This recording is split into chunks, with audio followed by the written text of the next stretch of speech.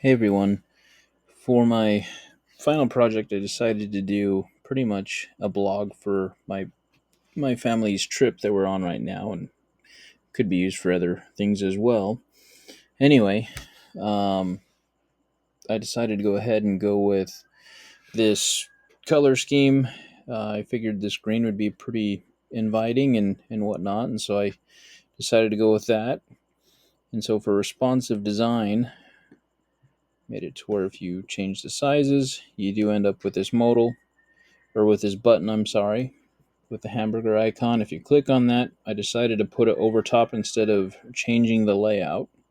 So it sits over top. I also use the accent coral color to kind of really make things stick out. I do have the difference for wayfinding between the different elements just so that they can appear different.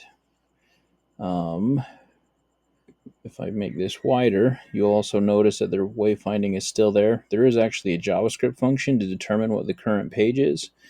And so as you go to the different pages, that changes based on a JavaScript function, and there's also an animation that kind of highlights that as well. But the JavaScript function does check what the current page is and applies the class to whatever the current page is. So kind of a cool little thing I was able to get figured out and put in place. So I obviously on the home page have this call to action that will take you to the posts page as well. And then there's just some information here. Obviously the date on the bottom of this is also rendered with a JavaScript function. If we were to go over to the subscribe page, it's a pretty simple form with autocomplete as well. Let's go ahead and submit the button. I load it into a new form. Everything here is set to disabled, but it does strip the values from the URL, so it's a URL encoded form. So that all works. Going back over the posts page, these items are loaded from a repository. I kind of used the repository pattern for this. I can switch over and show that. I tried to get a little bit more organized on this. So I've got components, data, models, pages, repositories. So with the repository pattern, I'm just using the fetch API to go ahead and load this data. And it's coming from this post.json file. I know I should have used more, but it's kind of on a time crunch.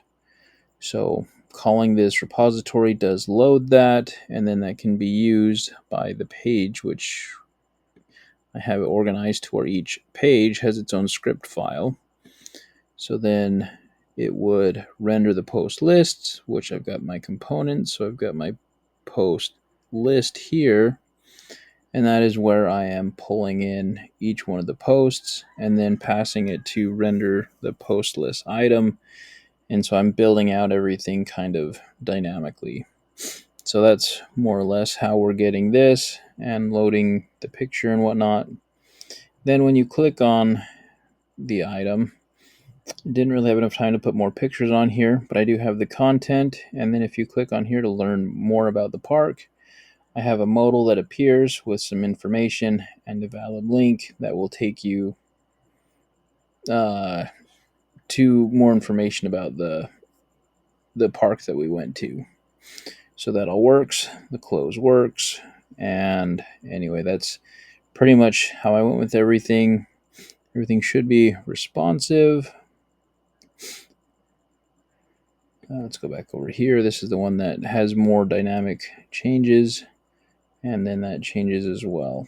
So that all works on the home screen for responsive design. The image does change as well. At different resolutions, it does use the picture element and swaps in different sources as the dimensions change. Anyway, yeah, that's pretty much my final project.